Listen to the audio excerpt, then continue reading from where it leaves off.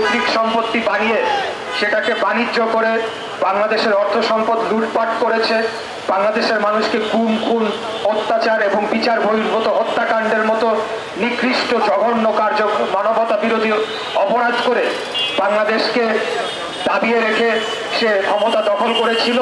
ঠিক একই কায়দায় আমরা আজকে লক্ষ্য করছি ৭১-এর ঘাতক দালাল রাজাকারদের দল এবং সদ্য গঠিত নতুন একটা দলের নেতৃবৃন্দ, গুটি কয়েক ব্যক্তিত্ব, তারা পুরা জুলাই গণ অভ্যুত্থানটাকে একক কৃতিত্ব বানিয়ে, একক কৃতিত্ব দাবিদার হয়ে তারা বাংলাদেশের রাষ্ট্র ক্ষমতায় যাওয়ার লোভে লালসায় তারা উন্মাদ হয়ে যে আবোল তাবোল কথাবার্তা বলে বাংলাদেশের জুলাই ও গণ অভ্যুত্থানকে এক প্রকার কলঙ্কিত করছে।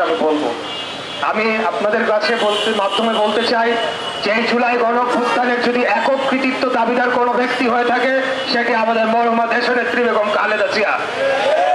ওনার যে দীর্ঘ ১.৫ দশকের যে আন্দোলন সংগ্রাম লড়াইয়ের যে অবদান, যে এই রক্তাক্ত গণ অভ্যুত্থানের প্রেক্ষাপট রচনা হয়েছিল সেই দেশনেত্রী মরহুমা বেগম খালেদা জিয়ার যে ত্যাগ এবং ওনার যে দৃঢ় মনোবল এবং বাংলাদেশের প্রশ্নে ওনার যে আপোষহীন চরিত্র, সেই চরিত্র থেকে আমরা অনুপ্রেরণা নিয়ে বছরের পর বছর গুম খুন মামলা হামলা জেল জুলুম অত্যাচার নির্যাতন পঙ্গুত্ব বরণ করেছে অনেক ছাত্র নেতা।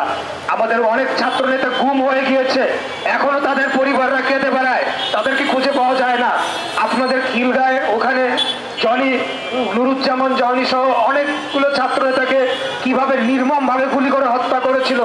আমাদের এই সূত্রাপুর কোতোয়ালি গ্রেটার সূত্রাপুর কোতোয়ালি এলাকায় 7 জন ছাত্র নেতা গুম হয়ে গিয়েছে, আজ পর্যন্ত তাদের পরিবাররা জানে না তারা কি জীবিত আছে নাকি তারা মৃত, কোন দোয়াটা আল্লাহর কাছে করবে তারা জানে না। তো এই সকল কিছুর কি কোনো মূল্য নাই? এটা মূল্যহীন হয়ে গিয়েছে। এই ত্যাগের বিনিময়ে তো একটা জনরোষ, একটা জনক্ষোভ তৈরি হয়েছিল, যার বিরুদ্ধে জুলাই গণ অভ্যুত্থানে আমাদের বাংলাদেশ জাতীয়তাবাদী ছাত্র দলের ১৪২ জন না ৪৮ জন পদধারী নেতাকর্মী, সরাসরি পদধারী নেতাকর্মী জীবন দিয়েছে। তার কি কোনো মূল্য নাই? কিন্তু আমরা কৃতিত্বের রাজনীতিতে বিশ্বাস করি না।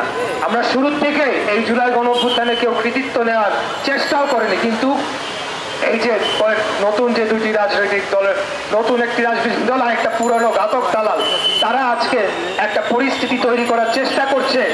এই যে বাংলাদেশকে যে পরিস্থিতিতে রেখে যাওয়া হয়েছিল তার থেকে উত্তরণ ঘটানোর জন্য এখন তাদের উচিত ছিল একটা দায়িত্বশীল রাজনৈতিক বিরোধী পক্ষ হিসেবে সরকারকে সহযোগিতা করা, সরকারকে সুপরামর্শ দেওয়া। কিন্তু সেই জায়গায় আমরা লক্ষ্য করছি তারা ইদানিং হুমকি ধামকিও দিয়ে চলেছে, তারা নাকি সরকারকে পতন করে দিবে। আরে ভাই, আপনাদের এই যে নতুন দল, তারা তো ভর করে রয়েছে পুরানো দলের শক্তির উপরে।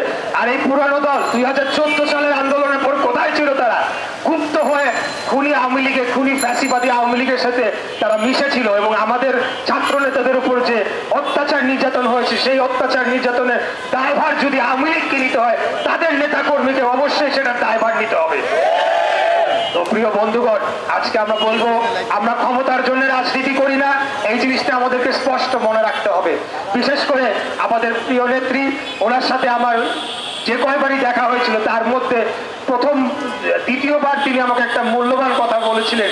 1 লাইনের ছোট সেন্টেন্স ছিল, কিন্তু আমি সেটাকে অত্যন্ত মূল্যবান রাজনৈতিক পরামর্শ হিসেবে গ্রহণ করেছিলাম, এখনো সেটি অনুসরণ করে চলেছি।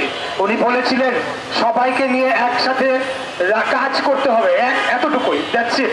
কিন্তু এই কথাটির মধ্যে আমি অনেক গভীরত্ব খুঁজে পেয়েছিলাম।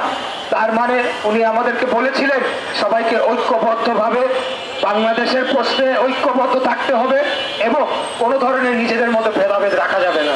তাই আমি বলবো আমাদের অভ্যন্তরীণ যদি কোনো ধরনের মত পার্থক্য থাকতে পারে, দল যাকে যোগ্য মনে করে।